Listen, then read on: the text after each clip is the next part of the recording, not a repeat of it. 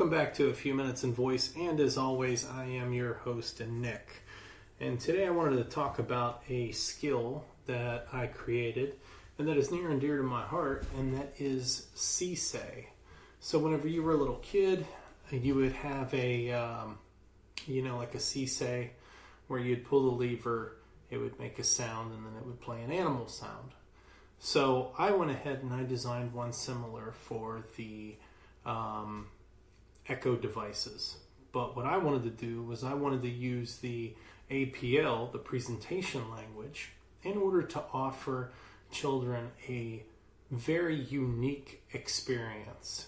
And what I mean by that is that when you first start up the skill, there's 24 animals that are available. And then after you pay 99 cents for a lifetime animal pass, you get another 14 animals. So a total of 39 animals, which is really cool. And what's really nice about it is that I was able to create a user interface that had pictures that allowed kids to press on which animals they wanted to choose from. And it's a really great experience for kids. And one of the reasons why I'm talking about this is because of the kids in skill purchasing. So I originally had CSay out, and then I went ahead and removed it in order to update it for kids in skill purchasing.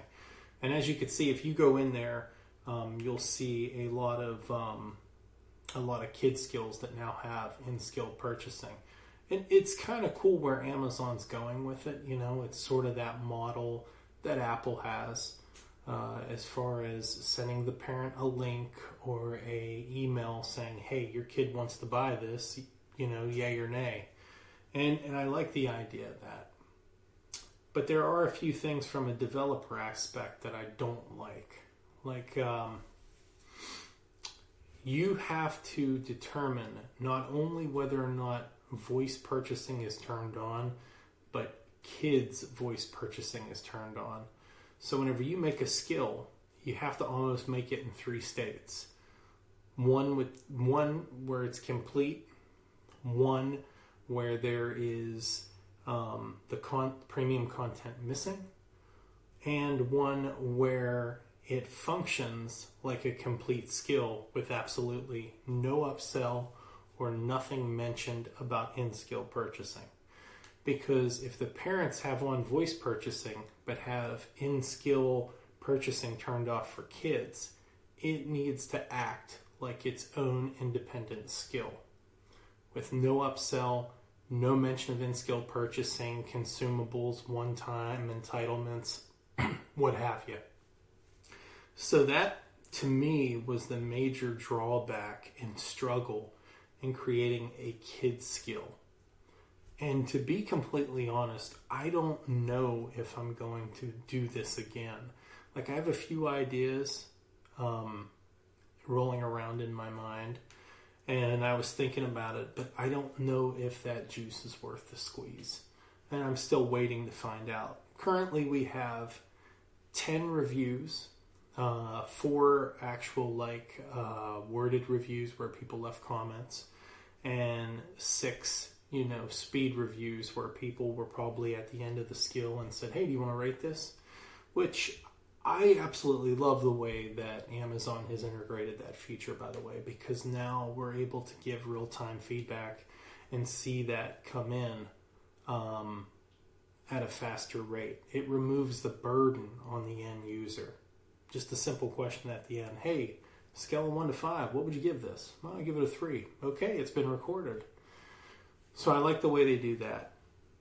I would have to say, why have that extra layer of protection there? I mean, I understand why, but if it was me as a developer, I would build that into the InSkills API instead of creating its own sort of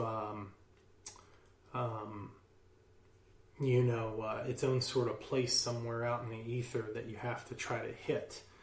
If you if they incorporated that into the in-skill purchase API. Like if you look into the API itself, you'll see that there is products purchasable. So if the individual has voice purchasing turned off, then products are purchasable. You could easily update that API to reflect, is kid skill purchases turned on? True or false? And then that way you're dealing with a series of if statements and, not trying to make an API call or some sort of a web call to find out whether or not a toggle is switched. So that was my big chief complaint about this whole thing was that. But overall, I'm enjoying the way that the APL is working. APL seems to really be getting robust. Now with version 1.2 that's coming out, you're going to be able to have animations that roll across the screen. So imagine that. Imagine what kind of skills kids would be able to interact with now moving parts. Just not, jumping from one storyboard or screen to another, but actual moving parts on the display. So that's something to think about. I do like it. I like the platform. I love selling for it. I'm an Amazon Echo guy through and through. Nobody can debate that. But I just really think that they kind of missed the mark on the kids in skill purchase. But I'll tell you what, though, overall, the in skill purchase experience has been a joy to work with, because there's an entire division out there that is there to help you. They want to help you get your skill on the skill store and sell things through that window. Now, you may ask yourself, what does Amazon take? What kind of cut? They take 30%. So as a developer, you make the 70%. The standard, if you would have some sort of in-skill purchase through Apple or Android or whatever. But what I like about it is, and what I hope they continue, is the fact that every skill is free. So you'll never be like, ooh, even to start this thing up, I got to pay 99 cents. So every skill is free. It's just that unlocking that other feature may cost you money. And that's sort of the reason why we went the in-skill purchasing route to unlock the additional 14 animals. Because we're looking for reviews. We're looking for feedback. We want people to come out and say, well, hey, how about this animal? How about that animal? And then adding those animals to the database and building a robust platform or skill, where a child can just sit there and tap away for minutes hearing different animal sounds. That's sort of what we want to get at ultimately. But I will be leaving a link to CSA in the episode description. Please be sure to check that out. And if you want to support a starving developer, self-proclaimed starving developer, then, throw us down your 99 cents and get your child a 14 additional animals, bringing the total up to 39. And right now I wanted to take a moment out and talk about our sponsor, Voice Skills Inc. So Voice Skills Inc., small development company out of San Antonio, Texas. You guys all know that. But what they're trying to do now, and what we're trying to do, is find a way to get all businesses, big and small, onto the skill store, which is, a pretty tall task. So what they've designed is basically a foundation skill. And what this foundation skill does is it allows a company to create a skill for them, which provides contact information, previewing of content. So if you're selling something, like I sell shirts on Etsy, you put a video or an audio message of that in there.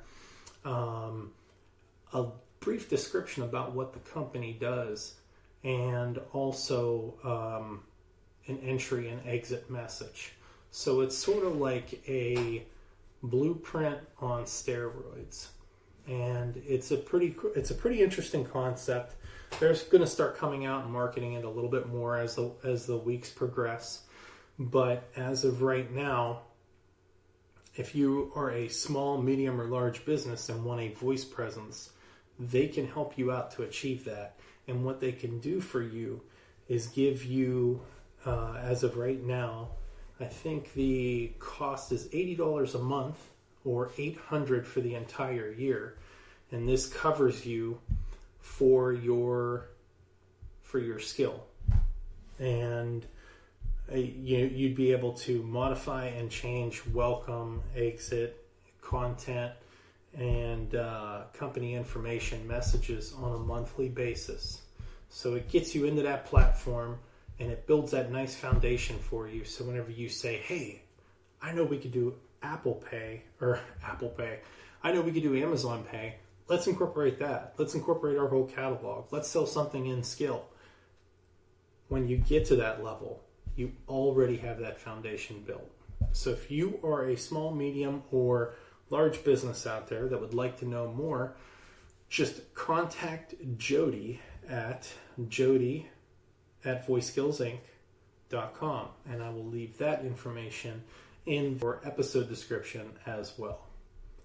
Well, that just about does it for this episode. I want to thank everybody again. Please tell your friends and family about the podcast, and please let me know what you think. Thank you very much, and have a great day.